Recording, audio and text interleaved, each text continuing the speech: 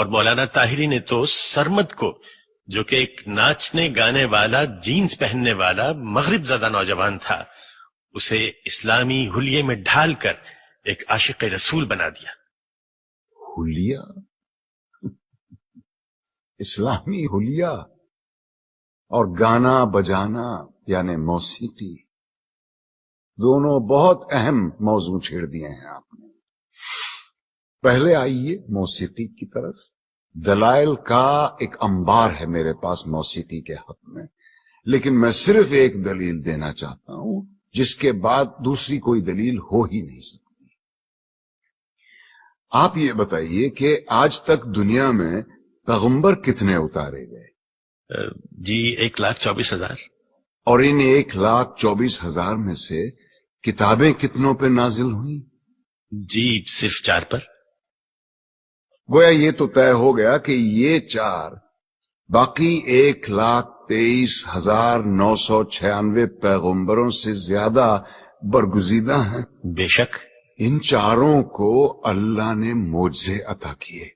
حضور کا سب سے بڑا معجزہ قرآن شریف۔ موسیٰ کو اس قابل بنایا کہ وہ لاٹھی سے دریا کے 2 ٹکڑے کر دے۔ عیسیٰ کو یہ طاقت دی کہ وہ مردے کو دوبارہ زندہ کر دے۔ اور داؤد کو کیا دیا؟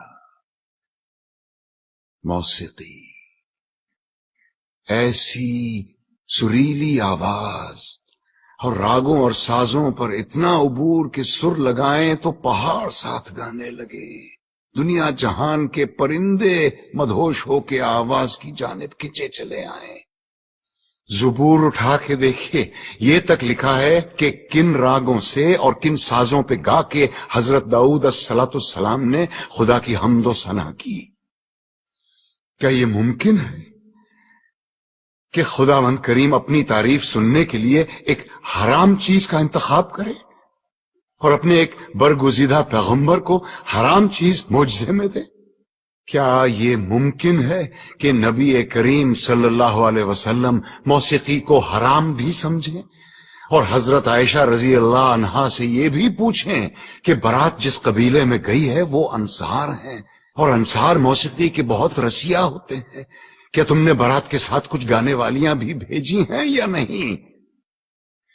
کیا یہ ممکن ہے کہ وہ موسیقی کو حرام بھی سمجھیں اور ابو موسیٰ اشعری کی قرت سے خوش ہو کر اس سے یہ بھی کہیں کہ لگتا ہے تمہارے گلے میں تو داؤد کا ساز رکھ دیا گیا ہو؟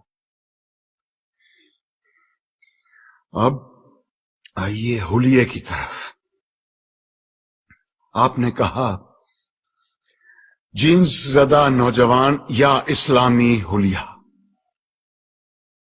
افسوس، صد افسوس، ہم نے معاشرت اور مذہب کو آپس میں کیسا گڑ مڈ کر دیا ہے۔ لباس کا تعلق معاشرت سے ہے، مذہب سے بالکل نہیں۔ یہ کیسے ممکن ہے کہ ایک ایسا دین جو بقول ہمارے ساری کائنات اور تمام زمانوں کے لیے اتارا گیا، وہ لباس کے لیے کسی ایک خاص یونیفارم پر اصرار کرے؟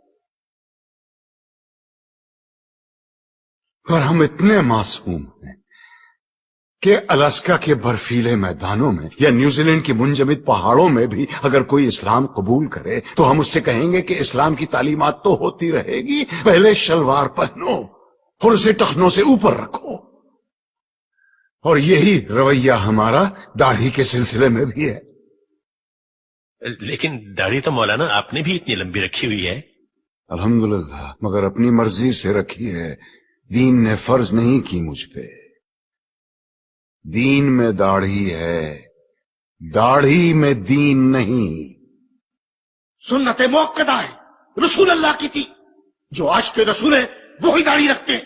بالکل درست فرمایا آپ نے، لیکن داڑھی عشق کا آغاز نہیں، انتہا ہے بیٹے۔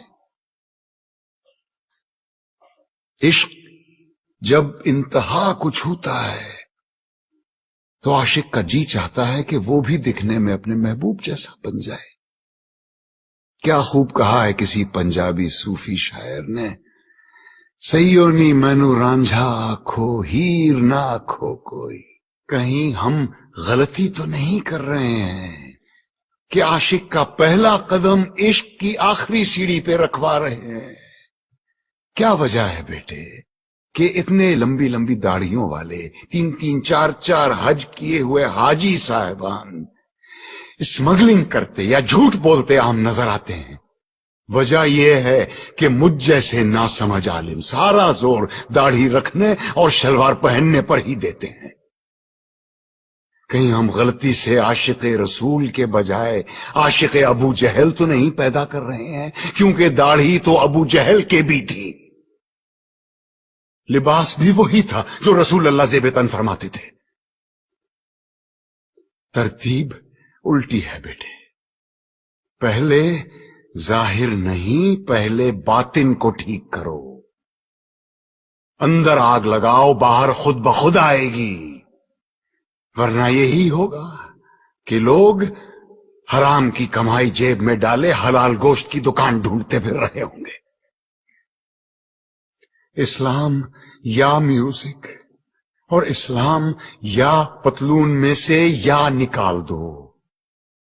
یہ مت بھولو کہ اس ملک میں اسلام کی سب سے زیادہ خدمت 2 ایسے آدمیوں نے کی ہے جن کے داڑھی بھی نہیں تھی اور جو کوٹ پتلون پہنا کرتے تھے، محمد علی جناح اور علامہ اقبال۔ آج تم بڑے فخر کے ساتھ ان دونوں کے نام کے ساتھ رحمت اللہ علیہ لکھتے ہو۔